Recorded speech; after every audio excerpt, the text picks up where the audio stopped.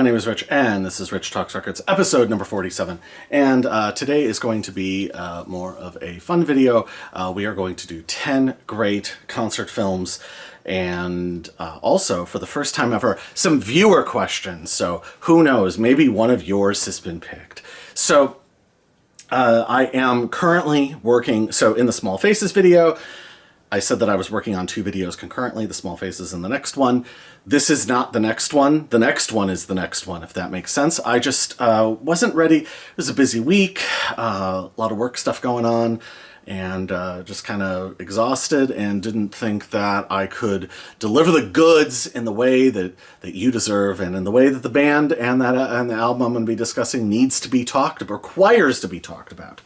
So I like to do things right, but I still wanted to make a video, and was excited to make one. So here we are. So I had done 10 great rock and roll movies or whatever. So this is kind of a continuation of that. These aren't ranked. I think the numbers maybe 1 through 3 or 4 are probably my all-time numbers, 1 through 3 or 4, but the rest of it isn't really ranked. And I went and pulled stuff off the shelves, and I mean, I had quadruple this pile. So this could have been a very different list. It's just what I felt like talking about today. So I will do more of these, and trust me, I will get to lots of other amazing concert films, because there's no shortage of them. So, but one sort of rule I made, and the one sort of asterisk I'm going to put on here, while it is 10, to cut this down, and to not make it too redundant, I decided to not talk about concert films or concert footage that I have discussed in other videos. With the one exception, and this is the one asterisk, so this is sort of being grandfathered into the top 10, even though it's number 11, and that is this Black Flag Live 84. I love this thing. I said before that it was probably my favorite concert performance that's ever been filmed. This is just absolutely unbeatable. It is currently out there on YouTube. I will link to this, but this is everything a rock band can and should be when they are at full flight. This is one of my favorite things that has ever been filmed. So I have to sort of bend my own rule and mention Black Flag, Live 84, Kira, Ginn, Bill Stevenson, and Rollins. It's as good as it gets.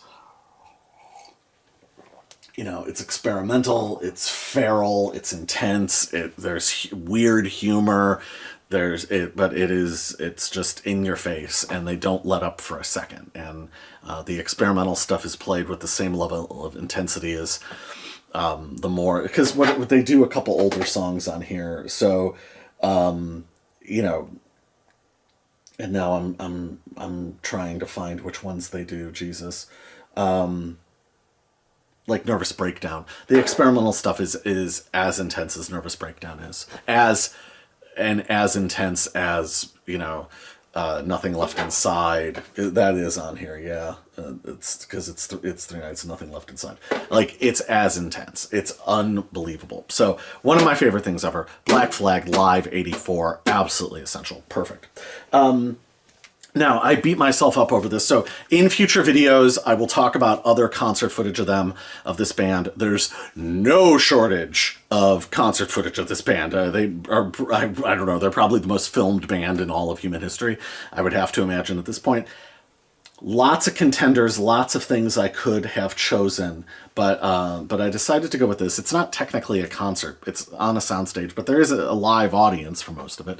Some of it's pre-recorded, but that's the Rolling Stones Rock and Roll Circus. I absolutely love everything about this. This and Magical Mystery Tour together are like that's later 67. This is 68, but those two things sort of form together in my mind, and I just absolutely love them. I think Michael Lindsay Hogg did an absolutely incredible job filming this. I love his direction. I love everything about it. I love the staging of it. I love the color palette. I love absolutely everything.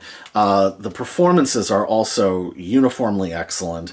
I'm sure most of you have probably seen this in one iteration or another, but I will just quickly run through what my thoughts are. Jethro Tull, it's pre-recorded. Tony Iommi mimes. He was in the band for a short time, but he mimes to the pre-recorded part. I forget the name of the guitar player. I'm not the biggest Jethro Tull fan. It's good. You know, it's what's interesting is that they noted, I think Ian Anderson on the commentary track notes that Jagger didn't want other frontmen on the performance who were going to be too close to what he did.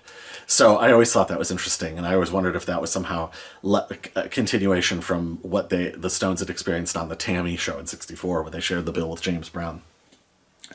But Tull is fine. I don't really know the difference with Jethro Tull. The Who, and that's the thing that you would have seen in The Kids Are All Right, and The Who doing a quick one is one of the greatest things ever filmed. It is a transcendental performance.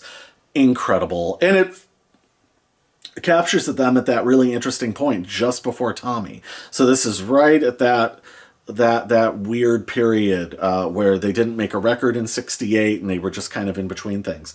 Taj Mahal, awesome. Jesse Ed Davis on guitar, fantastic. Taj Mahal, though, great performance, great voice, great songs.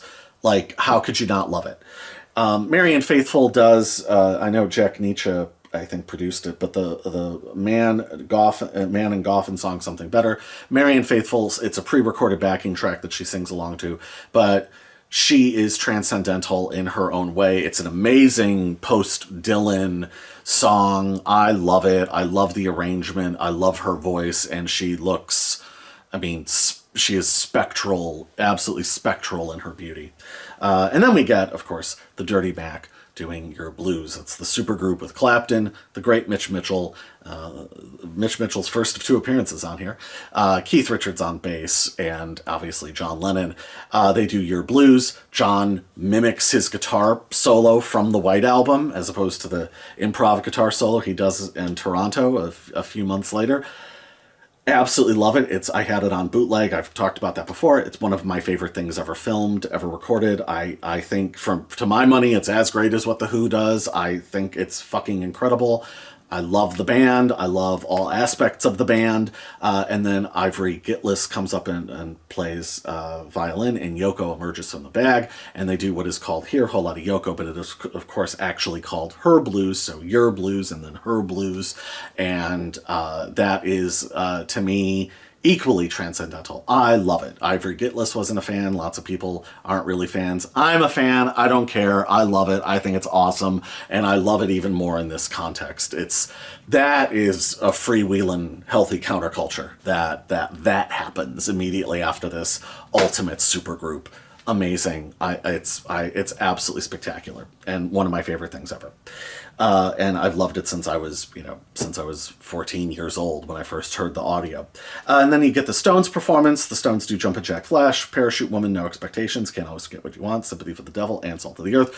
Mick is post-performance, the film performance, and he really carries that vibe and energy into the performance. He is easily the best thing about the Stones on this night. It was Brian's last show. Brian clearly looks worse for wear, but also they recorded by the end of the shoot, and everybody was pretty exhausted. So the Stones are a little sluggish and a little low energy, but they're still pretty unbelievably great. And overall, it's a better performance than what they did in Hyde Park, I think. So I love it. I think the Stones are great. They still manage to pull it off. Mick pulls it off. Mick carries the band on his shoulders, and it's a testament to his incredible powers as a performer.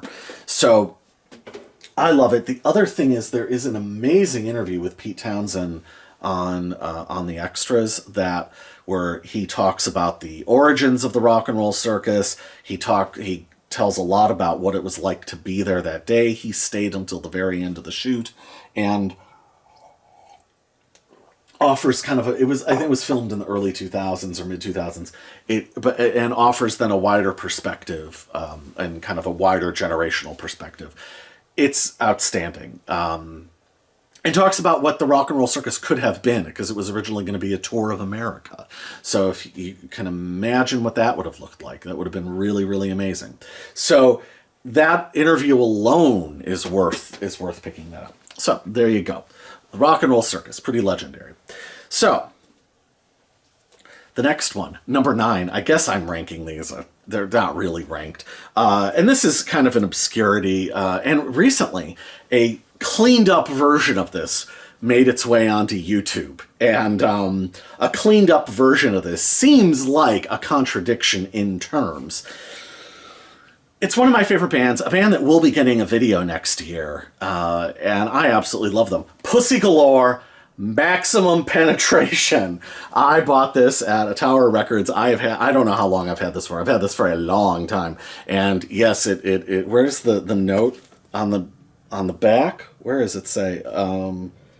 Contents of this video are not sexually explicit. So, but this is, I forget where this was filmed, but this is Pussy Galore in full form. Bob Burt on drums, like unbelievable. Like Bob Burt, like one of my favorite drummers, and has kind of become legendary. I mean, Bob Burt back in the 90s was something of an obscurity. He was just like the first, and he wasn't even the first, I think he was the third Sonic Youth drummer, but he plays on the first couple records, mostly on Bad Moon Rising. But then he joined Pussy Galore. Pussy Galore, very much, this is a weird analogy, I can't believe I'm making it, very much the Rolling Stones to Sonic Youth's Beatles, I guess. You know, the Sonic Youth always joked that said that they wanted to cover the White Album, so Pussy Galore just then went ahead and covered Exile on Main Street. They actually went and did it. I'll never forget Keith Richards being told about it in an interview, and he's like, "What? They covered the entire goddamn thing?" I think was his response in utter disbelief. But Feel the Pleasure of Pain. This is relentless, intense. It's not about the songs. It's about the overall experience. This is ultimate pounding, ultimate physicality. It is maximum penetration. I love this. They truly don't let up for a second. And I'm not always in the mood for this, but when I am, there is nothing else like it. And, you know, Pussy Galore, if it weren't for them, a lot of the indie stuff of the 90s wouldn't have existed. They were a major direct influence on the Japanese noise bands that I love so much. So, you know, they were an incredible band. And I obviously was too young to have seen them, but I did see the John Spencer Blues Explosion, like, obliterate people on several occasions. And so I can't imagine what this would have been like to have actually seen, because the John Spencer Blues Explosion was phenomenal, a phenomenal band. Speaking of phenomenal bands, this is one of the very best things ever filmed. I mean, this is truly, again, I guess the word of the day is transcendental. That is The Bad Brains at CBGB's. This is from 1982. I want to say, I don't remember exactly, but I think it was filmed over the course of 2 shows. Don't hold me to that. It's edited to appear as sort of as one concert, but it was actually cut together. I forget some of the lore about this now. I don't remember if it was like too hot in there and the camera equipment was shorting out. I forget what it was, but there were multiple issues. So, like, on the back it says it was culled from 4 hours of concert footage. So, at any rate, that's neither here nor there in the grand scheme of things. The band is absolutely on ultimate top form. This is one of the most lethal bands that has ever existed in the realm of, like, truly lethal music.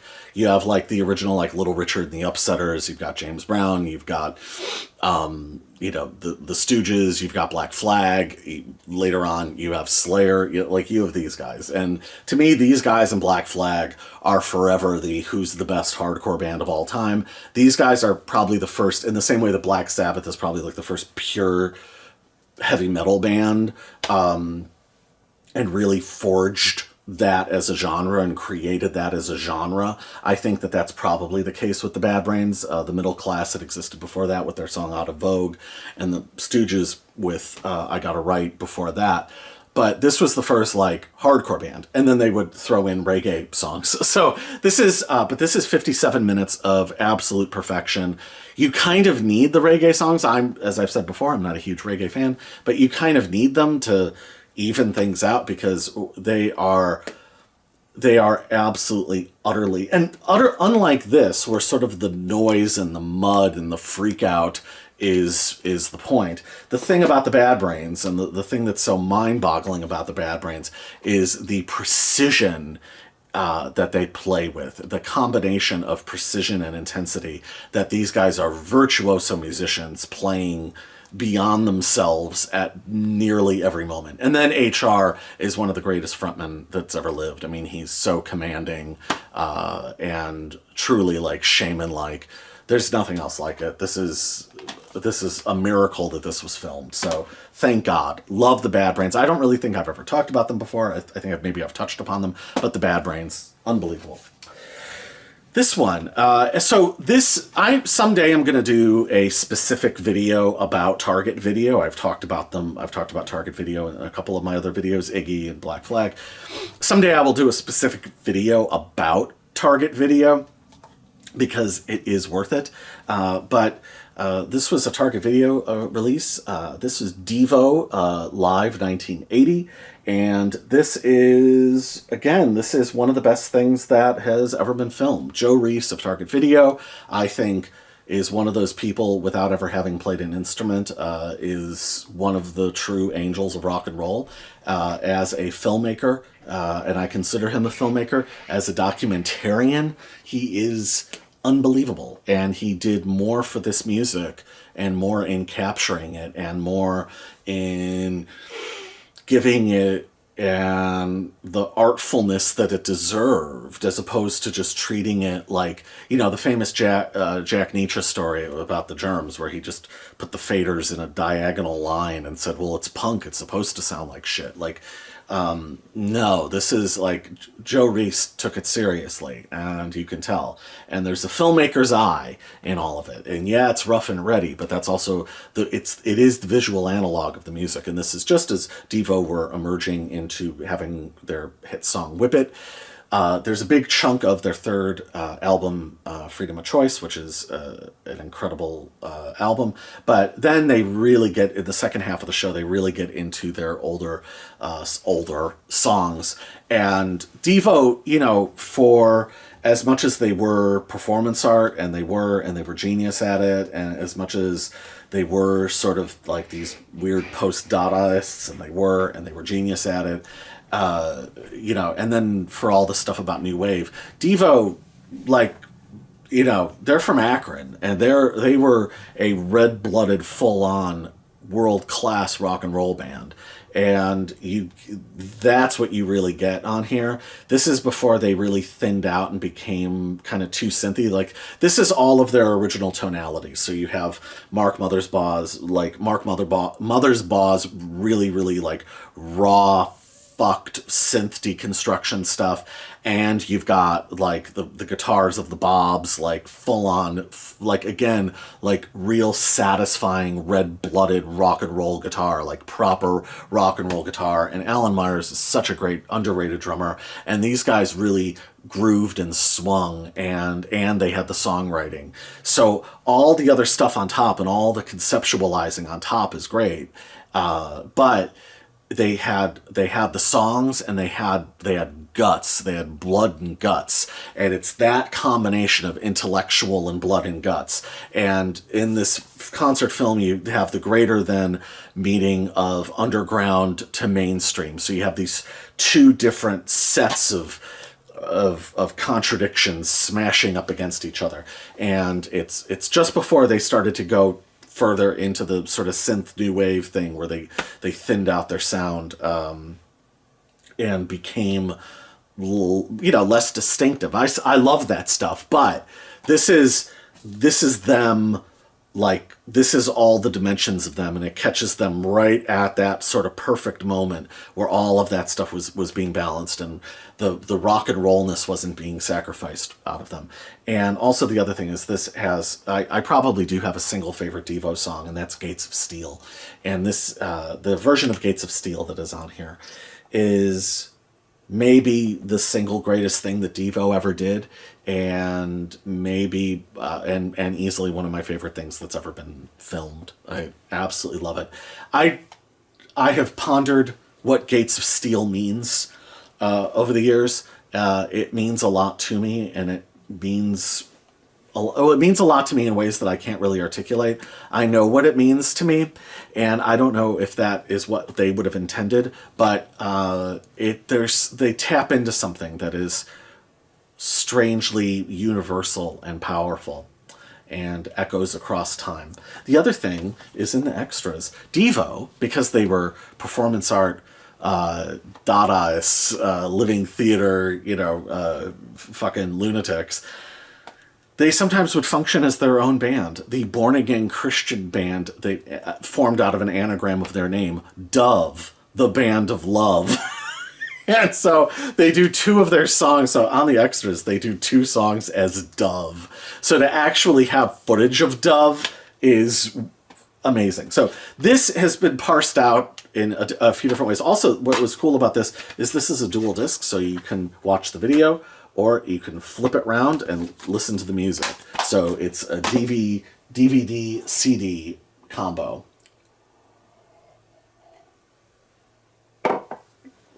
Moving on. This was in a Like the Stones. I could have picked any number of things, and next time I do one of these videos, you better believe he's going to be in here again. But I decided to go with this one. I could have flipped a coin and picked any number of things. But Jimi Hendrix live in Maui. So this is what was filmed for the Rainbow Bridge movie, if you're familiar with that fiasco. This is another one. There's obviously the audio component, but there's the film footage of the concert. This is filmed on the side of a volcano. Yes, it looks like that. That is amazing. This is, to me, the definitive Hendrix lineup. I love the original Experience. Love the Band of Gypsies. Love, what's the Sky Church? I forget whatever it was called that played at Woodstock. Love all that. But to me, the definitive Hendrix lineup is Mitch Mitchell on drums, because, let's face it, Mitch Mitchell is the definitive drummer for Jimi Hendrix. It kind of couldn't be anybody else, because he was that much of a virtuoso, but he was that sympathetic to Hendrix and really, really listened to Hendrix, so he couldn't have put a Ginger Baker or a Keith Moon in with a Hendrix, but you needed a guy who was that much of a virtuoso and that loose-limbed, who could cover that much ground rhythmically and stylistically and be able to improvise along with Hendrix, but also not make it about him. So Mitch Mitchell is kind of the lone guy to really be the drummer for Jimi Hendrix, I think, and one of the greatest drummers in the history of rock and roll. But also then Hendrix's old army buddy, Billy Cox, on bass, because, again, you need that guy who's super balanced. So you have the virtuosos of Mitchell and Hendrix, and then Billy Cox just like slices right through the middle of that and is perfect and is straight in between the two forces. And Billy Cox I love because, again, Billy Cox is really listening and really pays attention. So I love his playing, and I just think that he adds a lot. So this show, there were audio issues because it's being filmed by a bunch of lunatic hippies on the side of a fucking volcano making this insane movie. And the documentary, there's a documentary about the making of the movie, which is also really, really worth watching. It's really bonkers. It's really, really bonkers. And how Hendrix was sort of conned into this, showing up in this thing, and his absolute disinterest in anything other than playing the show. But the show is phenomenal. Like I said, there are some audio issues. Mitch Mitchell had to redub his drums.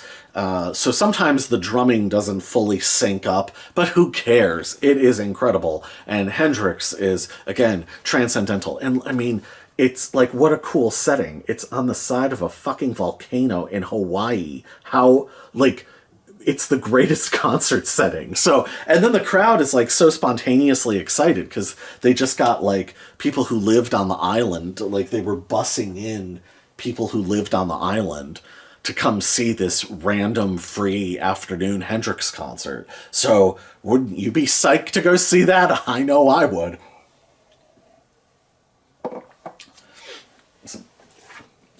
Now, this next one is a little obscure.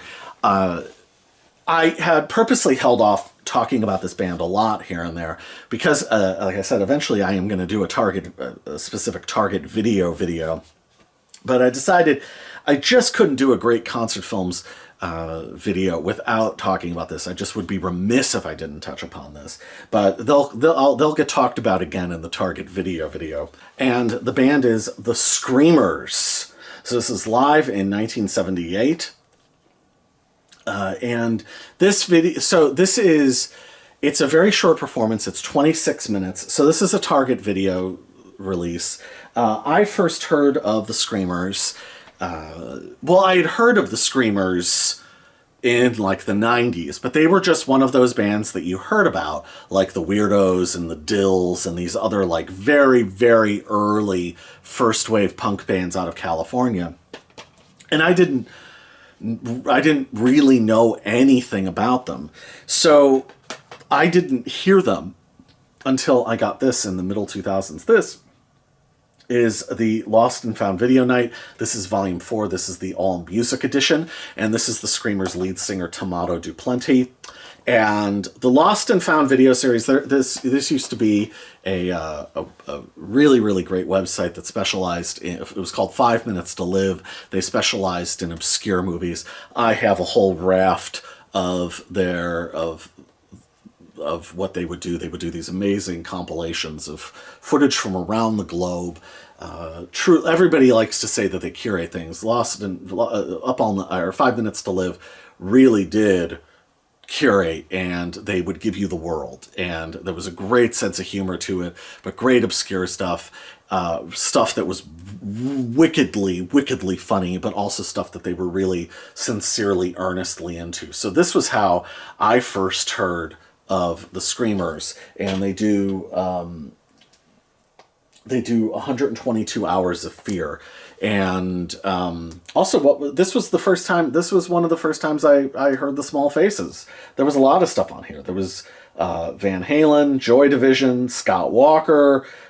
This is Lightning Bolts on here. The Residents. This is the first time I saw footage of the Residents. Amazing. These, by the way, so the 5 Minutes to Live website is long defunct. I think they had a lot of mailing issues, and I think they ran it. They might have had copyright issues too. But this stuff is now available out there on Vimeo. Go and check this stuff out. I urge you. If I can, I'll put a link in down below. You should check this stuff out. These are treasure troves of amazing footage. And like I said, they bring you the world. But that was where I first heard the Screamers. And then a few years later, this came out on MVD, but it was originally a Target video shoot. And so if you look up the Screamers on Wikipedia, Jello Biafra is referenced a few times as being a fan. Well, I forget which song it is, but you actually see Jello emerge up from the audience. So he actually runs past the camera for like half a second. You can very clearly tell that it is him. But this is... So the Screamers famously never made a record. There's a couple demo recordings that have since been released.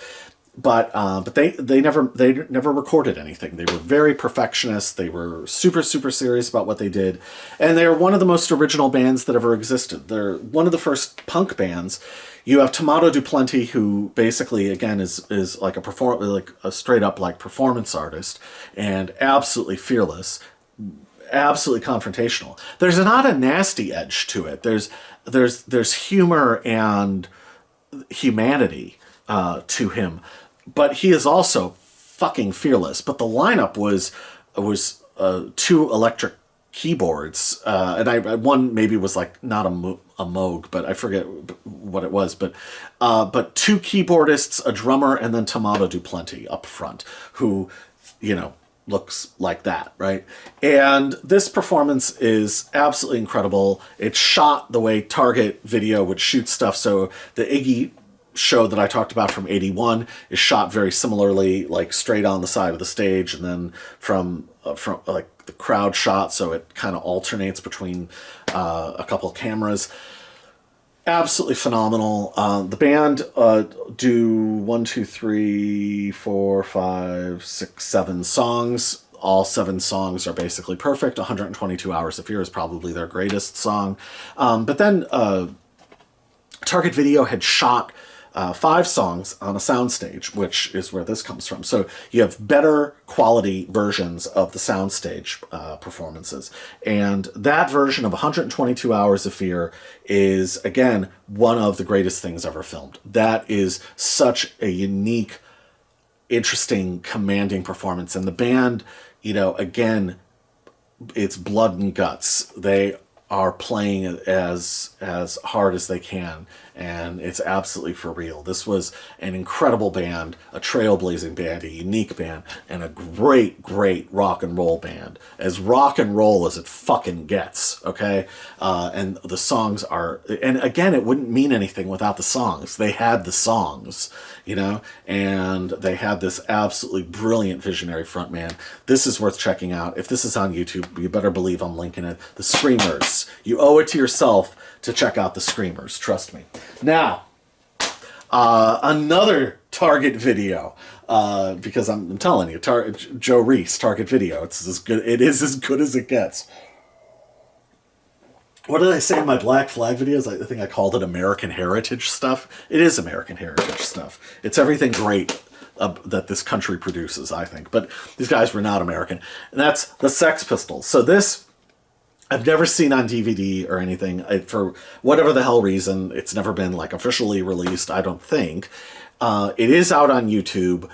I will absolutely link this. I've watched a lot of Pistols footage, as you would believe. Like, as I'm sure you know, you would know about me. I love them, and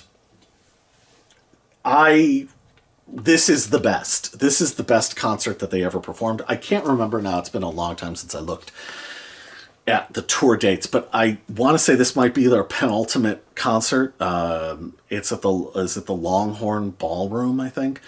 And so that would mean that their next show was the Winterland San Francisco show, which is the most documented show that they performed, and it's understandable why they broke up that night, because it's basically the worst show that they ever performed. And with Sid being out of control, I completely get it.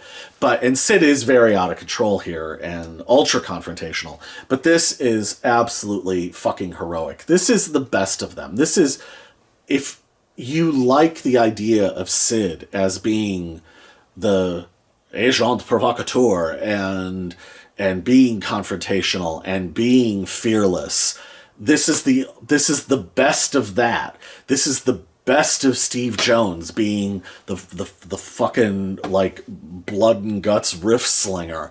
Like Paul Cook is always great, so I don't know that's necessarily the best of Paul Cook, because Paul Cook is always consistently great. But Steve is great. Steve's guitar tones are great. He's perfect. And then Lydon is absolutely perfect. Lydon, this is why I elevate Lydon to the heights that I do. Like, that as a physical presence, that voice, the mannerism, the affect, the power, every song. So it's 9 songs, song after song. Every single song is absolutely perfect. This is the definitive, ultimate version of Belson Was a Gas. No other version. The version that's on Rock and Roll Swindle, that's from Winterland, forget it. This is the version. This is the one. This is the ultimate version of Bodies. This is the ultimate version of Holidays in the Sun. This is the ultimate version of No Fun. I think this is the one where they interviewed the kid and he said they made me shake like nothing's ever made me shake before. On this night they truly were the greatest rock and roll band on the fucking planet. And then they broke up just like days after this. So unbelievable. This is as good as it gets. I don't know how many times I've watched this. I love this. And now, this is a concert film that I have watched maybe more than any other concert film, possibly. I really bonded with this in the 90s, and I got really, really into the world of this film, and I got really weirdly deep into it, and kind of in the same way that I would with an actual like film, in the same way that I got really deep into Apocalypse Now, or even like One from the Heart or whatever. Like, there's certain movies that I've gotten way deep into. Star Spangled to Death is another one. Weekend by Godard is another one. Keep Your Right Up by Godard is another one. And this is a concert film I got way deep into. This is my VHS copy from way back when. This is REM's tour film. And this came out in, what, 89? Or it came out in 1990. I eventually upgraded to DVD. This is phenomenal. This is influenced by the next two films that are coming, and I'm sure you can already figure out what those are. But this is absolutely incredible. This was at the end of the Green Tour. They've been on the road for like a year, and the band is the perfect combination of loose and tight. They play kind of all of their best songs from this time. This is the ultimate and definitive REM. Getting REM bootlegs from the 80s is, people don't remember this, but there was sort of like a Grateful Dead, Bob Dylan kind of thing in terms of tape trading REM and collecting REM, and being sort of connoisseurs of what were their best nights on the road. From the Monster, and then they didn't tour again for, what, 4 or 5 years after this. By the time they went on the road with Monster and then onwards, they really were a different animal. And then especially after they lost Bill Berry. And I saw them a few times. I never saw them with Bill Berry. I saw but I saw them like on the Up tour. That was a fun show. I enjoyed myself, but it was a different animal. And as much as they made some strong music without Bill Berry, it was never the same. They were truly supposed to be always a 4-man lineup. And this is them at the ultimate. This, I think, the live versions, I think in a lot of ways transcend what's on the studio albums. This is them at their peak. Michael Stipe's staging of the show, his visual aesthetic is absolutely incredible. There's a reason why I put him all the way up at the highest level of other great front people. And why he's kind of, for me, the model of what a great frontman can be. Again, I think the lyrics, his ability to mutate his voice, but also just him as a performer and as a conceptualist is incredible. Their choice of iconography, the choice of juxtapositions, the humor this is so unique and really, really beautiful, and in a very abstract way, deeply emotionally involving. And it ends with Perfect Circle. They do a version of Velvet Underground's After Hours, a sort of knees up version of After Hours in the credits. But it ends with Perfect Circle, which was the Bill Berry song. And this version of Perfect Circle is better than What's on Murmur. It's maybe the single best performance maybe that they ever did, especially when you watch it in this concert. It's the only way that the concert could end. It is absolute beauty. It's the end of a very long tour. They're all exhausted. They all sort of jump around together at the end of the show. I don't know. There's something very deeply real and deeply beautiful about all of it. And again, as an abstract piece of performance art protest against the Reagan and Bush administrations, but also a statement for values and a statement for truth and beauty. This is about as good as it gets, and navigating through abstractions and a lot of the other stuff I talk about. And the range, the King of Birds, everything, from I Believe to King of Birds to on and on and on. It never lets up. It is perfect. It's one of my favorite things that's ever been filmed. Tour film. If you're not a fan of REM, you start here, because they were a real rock and roll band, and and they were beautiful. They were truly beautiful. And that's what I love about it. Now, this one is another one I had a VHS copy. I don't know what happened to my VHS. I looked for it. I thought I still had it. Apparently I don't.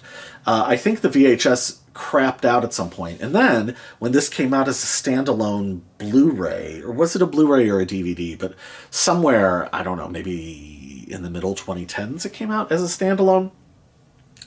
And it had glue attached to the back, and it was unplayable. So it skipped all over the place. So I just tossed that version I had.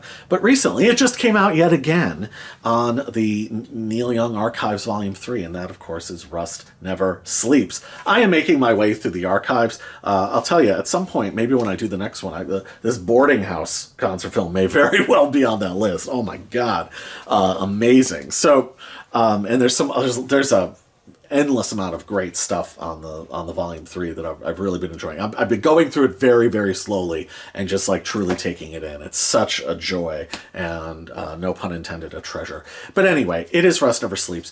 It's the first.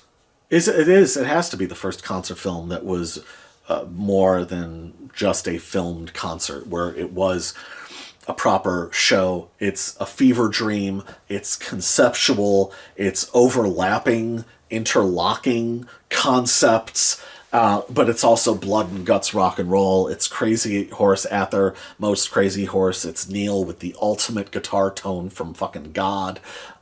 Crazy Horse is absolutely perfect. The harmonies are perfect. Their rhythmic sense is perfect. The set list is perfect. The staging and the conceptualizing never interferes. It's all a part of the show. It's all seamless.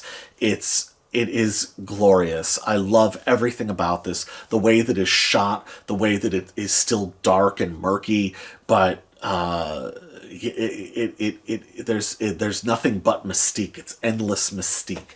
And this is one of the ultimate night viewing things that, and I spent countless nights in the 90s putting this thing on at like 1 a.m. It's one of the greatest, again, it's one of the greatest things that's ever been filmed. I love this in ways that I can't even say. And I love Neil's ambition in putting something that far out together, and it all works. It all sort of coheres. And the way that the crystallization of all of that cohesion are the cutaways to the road eyes, the Jawas from Star Wars, and the cutaway behind Ralph Molina's drums, the one Jawa dancing spontaneously to Cinnamon Girl. Maybe it wasn't spontaneous, but it sure feels spontaneous. That's as good as it gets. That moment. The idea that this person is a roadie dressed up as a fucking Jawa from Star Wars, just dancing away behind the drum set. Like, that's as good as it gets. Like, I love it. I love it. I love everything about it. It's perfect. And again, Neil's guitar playing, that version of Powderfinger, god damn. And the acoustics in it, I didn't even touch on that. That version of the Thrasher, come on, forget it. It's unbelievable. And then the greatest, this is like, look, okay, like these last couple, like rock critics are gonna, yes, very rock critic, but sometimes the critics get it right. Sometimes something is the best because it should be the best. And this is one of those, and you're not gonna be surprised. You see, you know what it is, right? You see what it is. You know it's coming. Rattle and hum. No, of course not. No, stop making sense. Come on. There's a reason. I don't know how many times I've watched this.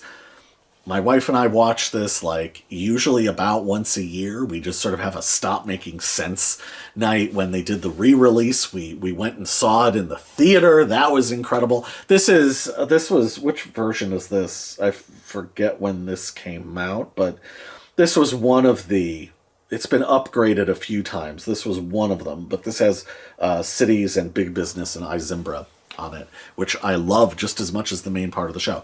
And this is the ultimate filmed concert. This is a film. The narrative arc, or arcs, you can argue that there's a couple.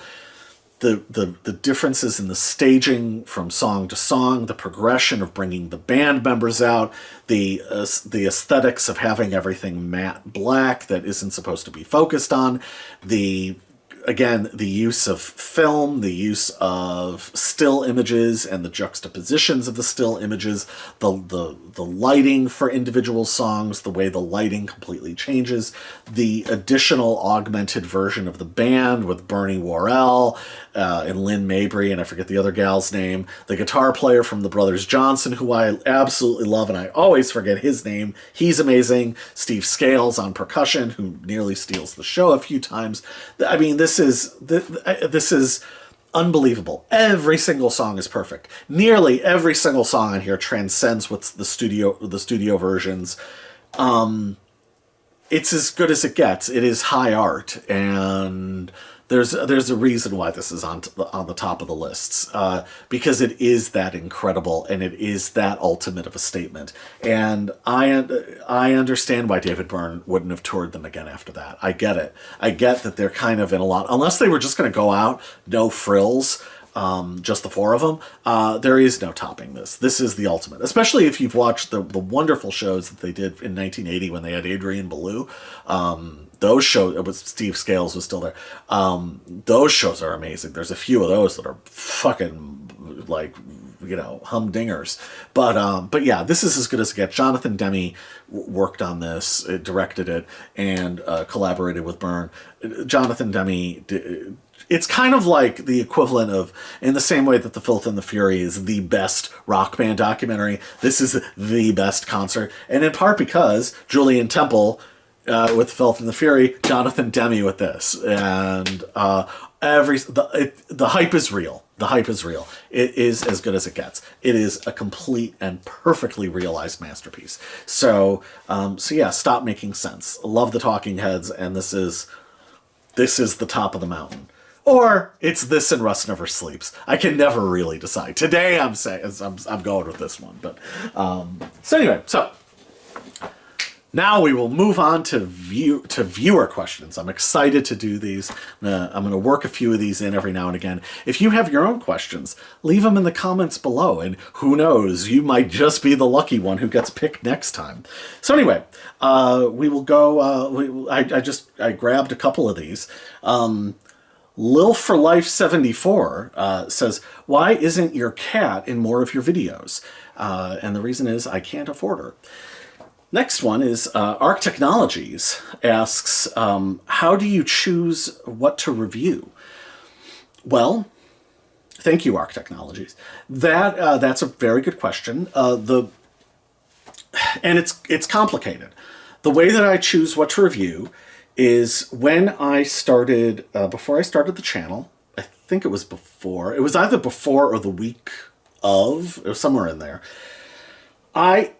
Excuse me, I did what I do before I start any creative endeavor. I just brainstorm the hell out of it, and I don't say no to anything. I entertain any idea. Truly, nothing is taken out. So I came up with a list of like 400 bands and or albums or combinations of things or topics that I wanted to make videos about. And what I do is I periodically scroll through that and mark things that I've done, and then mark things that I think I would like to do. And usually what I kind of do is I usually have sort of about 4 or 5 sort of in the rotation of what I might like to do next. And a lot of it is based on time. A lot of it is based on what I can do at the time and what I can focus on and what I have the energy for. Yeah. And sometimes, in some cases, I'm not going to say which, I actually wanted to, and this is actually pertains more to some videos that I haven't actually made yet, but I actually wanted to buy a couple more records specific because I thought it would make the video better. So sometimes I hold off for that. Sometimes I can hold off for all sorts of reasons. If I have a really bad migraine, I mean, who knows?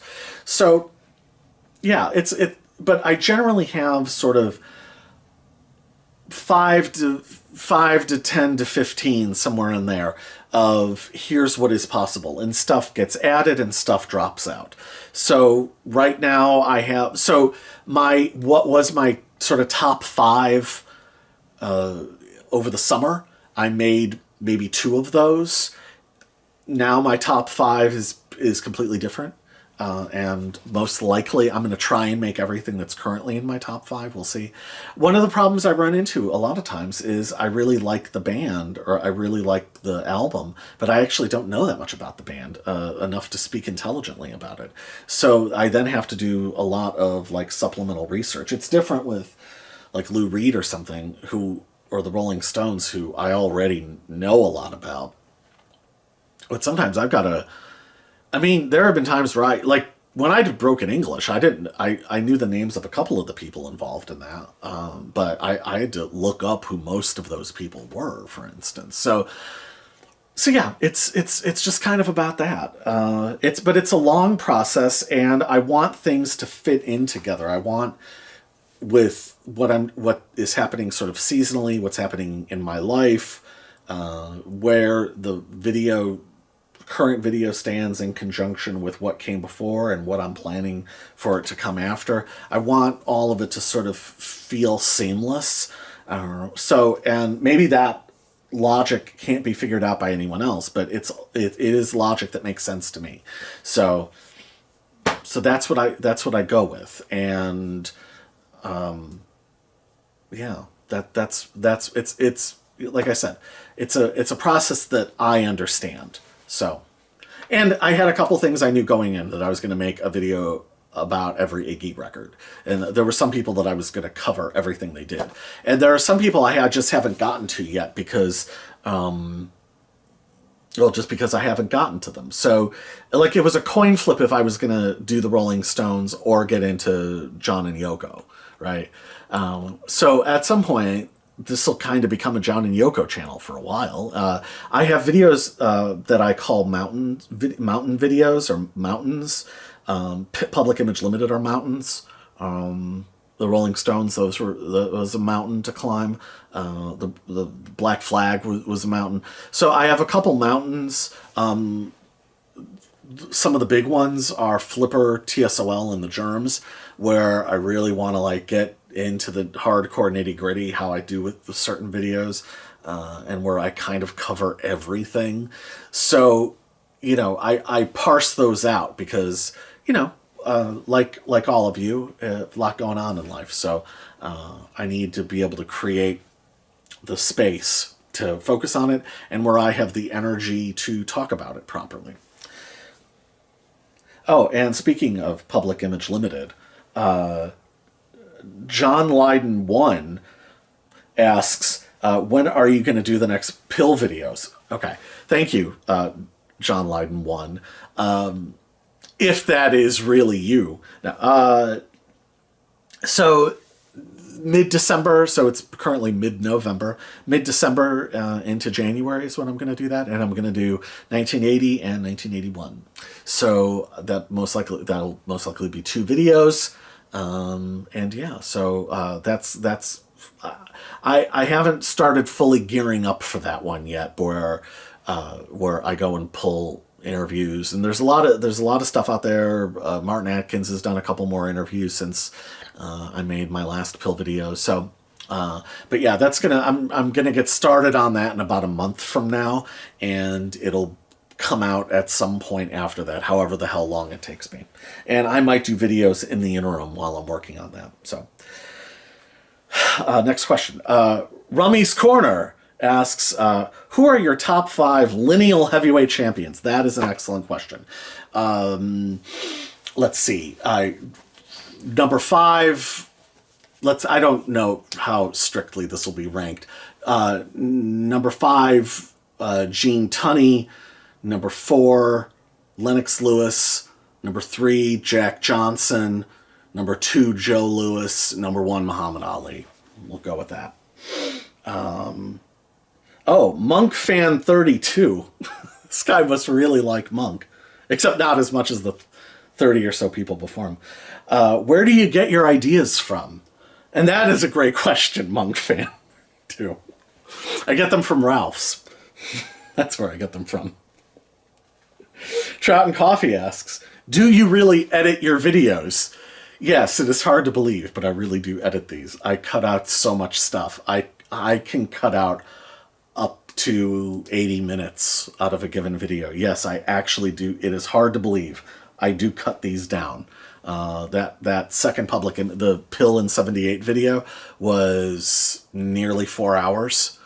This last Small Faces video, I cut somewhere between 40 minutes to an hour out, at least 40 minutes. Yeah. So I believe it or not, I actually do edit these. And they are presented in a very specific way. It may seem like it isn't, but it is. Trust me. And then last question, Hoopify asks, who would win in a 1v1, you or Anthony Fantano? Me. Easily. Of course, come on. So, on that note, thank you, Hoopify, for such a great question. And on that note, I think that about wraps things up here. So we'll be back very soon as I can get the next one done. If I can film it this week, I will. Otherwise, it'll be soon enough. But it will be really, really good, and it will be done properly, and it'll be worth the wait. Trust me. So we've picked up a few more subscribers, so thank you very much. I really appreciate it. And with this video, please like and comment and subscribe, and all of the other YouTube things. I greatly appreciate it, and it's always cool to pick people up. And I again. Like the most recent Small Faces video, I got some really, really lovely comments. So I really appreciate it. So thank you. And it's nice because, like I've said, I've been super busy with work, and to check and see that people really enjoy what I do is hugely gratifying, and I greatly appreciate it. So thank you very much. I will see you in the next video, and until next time, bye! Just finished watching Rich Talks Records.